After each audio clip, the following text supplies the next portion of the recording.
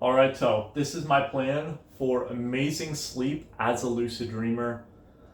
And the reason I'm doing this is because sleep is so important for remembering your dreams and having a longer time in your dreams so that you're more likely to become lucid in them, as well as have more energy through the day. The point of this, sleep is very important for lucid dreaming. And this video is going to be broken down into 4 steps on my idea on how I'm going to get better sleep. And all of these together are going to work in alignment so that sleeping becomes natural to me. Where I'm going to start with this is a brain chemical, actually. It is called adenosine. And what is adenosine, you might ask? Adenosine is the brain chemical that tells you how much work you've done in the day, therefore how tired you should be. So, this is pretty much a simple graph on how adenosine works. You wake up in the morning. This is you in the morning. Over time, you build up your adenosine slowly, and then once it's nighttime, your sleep will remove your adenosine, and then it will build up the next day. So it's like a cycle. The problem with that is that when you have bad sleep, your adenosine level doesn't go high enough, so when it's time to go to bed, it's only slowly removing that adenosine level, and it's just making it so that you're not actually getting high quality sleep. So, what is my plan for getting better adenosine levels? So pretty much, you're going to have better adenosine levels the harder you work in the day. And this can be mental or physical exhaustion. What I will do is I'm going to wake up, this is me, and I'm going to do some morning exercise. And what this will do is it will just really exhaust my body, and then it will pretty much give me a spike of adenosine at the start of the day, so that I'm able to hit that good level of adenosine. My brain will actually want to go to sleep when it is nighttime. And then there's another brain chemical that you've probably heard of this one before. It is melatonin. And what melatonin is it's pretty much the chemical that regulates your brain's circadian rhythm.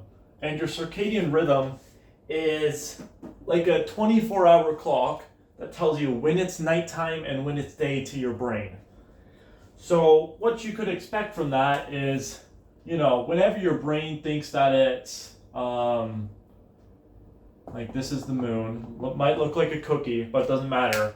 It will be tired when it's nighttime out, and when the sun is out, you'll be awake. That's ideal. But with a lot of people, myself included, we got this guy. This is your phone. And it produces something called blue light. Blue light is that thing that we get from the sun that makes it so our brain knows that it's daytime. The problem is that a lot of people use their phones late at night. So then when they actually try to fall asleep, it will not work. And also, a lot of times people stay indoors now in the mornings, so they don't actually see enough morning sun as they need to. So, my plan for regulating blue light, so my melatonin levels are better, is that when I wake up at my same time, I will view morning sunlight so that my brain knows, hey, I woke up and it's actually the correct morning time. And when it is nighttime, or a couple hours before we go to bed, I'll have these red light goggles, and these will block any blue light. So let's say I want to watch my phone here. If I don't choose any very stimulating content, this blue light here will actually be blocked by these glasses so that I'm still able to watch my phone and it's not going to drastically affect my sleep. So that's how you use melatonin. And melatonin, as I said, it regulates your circadian rhythm. And what your circadian rhythm is based off of is it's based off of when you go to sleep and when you wake up. And the best way of doing this is making these consistent every single day by about maybe an hour. You want to try making it as close as possible. But I have a set sleep time and a set wake up time for this. So I'm going to go to sleep at 11 o'clock at night.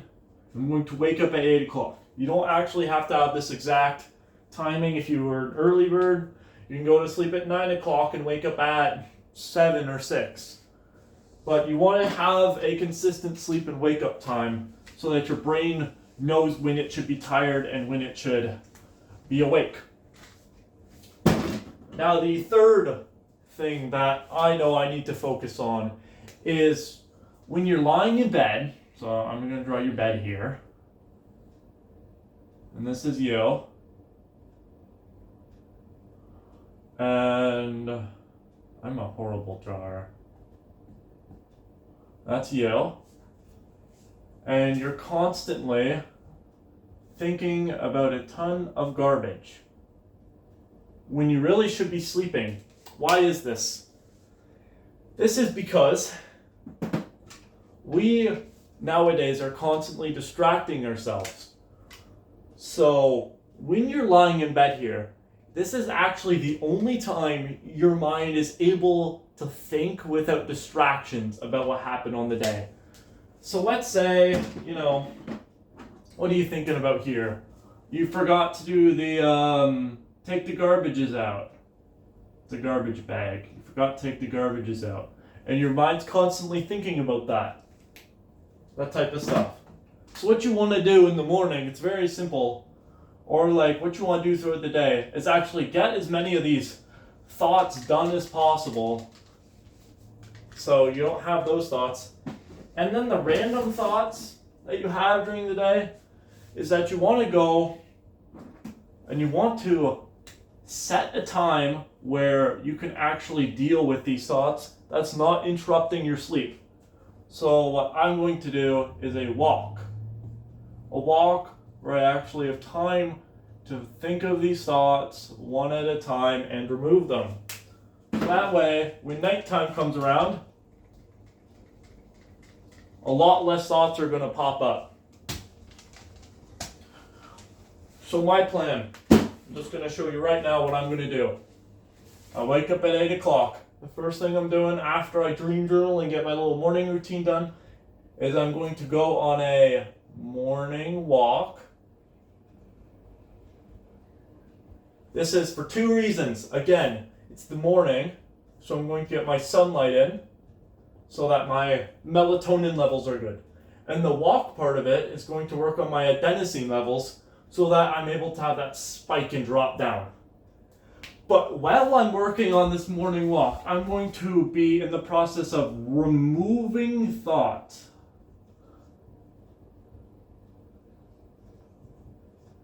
So that when I'm lying on that bed again, my eye is going to have way less thoughts. Again, you're going to have thoughts anyways though. Removing as many thoughts as you can is really going to help your body have less stress. But you're going to want to make it so that when you have that thought that you didn't think of in the morning, because we always think, It's like you can't remove all those thoughts. You just want to remove the reoccurring ones that are really going to make it so your brain struggles to fall asleep. But when you're lying in bed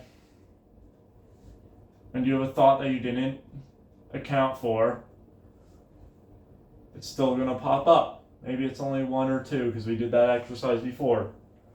What you want to do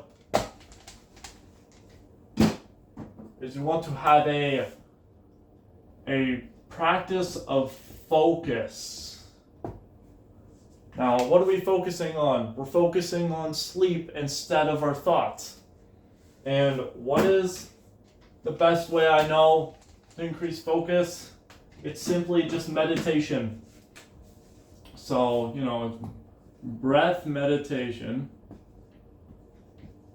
is going to make it so when you have those thoughts, you're going to focus on your breath, and then whenever you have thought, you literally just go back to your breath. It's like you're here, you're focusing, you have a different thought, a spike, and then you take some time, you realize that you're thinking, you go back, and you just do that. And then the more you do this, the faster and the skinnier these are going to get until you can barely notice them. And when your mind is focused, you're going to have way better sleep because your thoughts are not going to affect you as much as they did at the start. Let's say you're thinking about something for a minute and then you're like, oh, I gotta sleep. You practice meditation. This could be half a second. And then you're like, oh, I gotta go to sleep again. And you have the same amount of thoughts in a day usually. So let's do a brief overview. 1, I'm going to work on my adenosine levels by doing enough work and having enough physical and mental exhaustion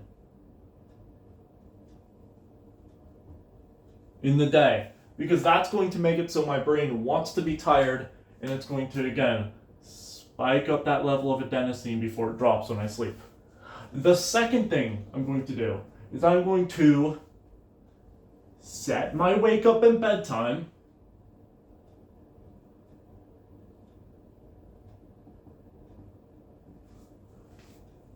and then I'm going to use the sun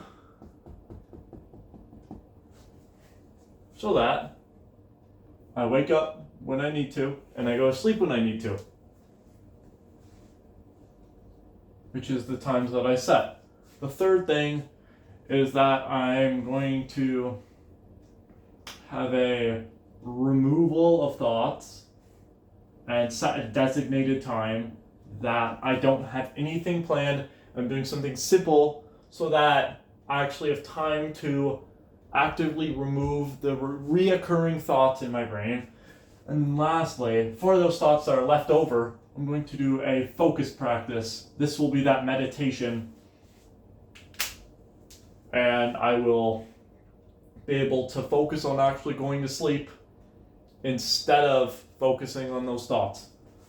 So really quick, I'm going to do morning exercise and getting my morning walk in so I have enough sunlight. I'm going to, get my work done as early as I can in the morning.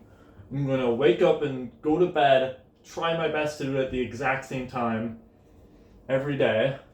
I'm going to do a thought removal exercise, so that will be when I'm walking. I'm thinking about reoccurring thoughts I had the day before and actively removing them. And then at nighttime, I'm going to meditate and train my brain to focus on actually sleep instead of thoughts. So that's the 4 things I got for this video.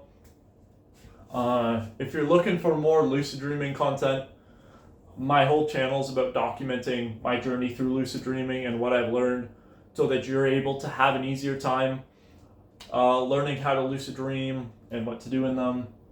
Yeah, if you like that video, check out the rest of the videos.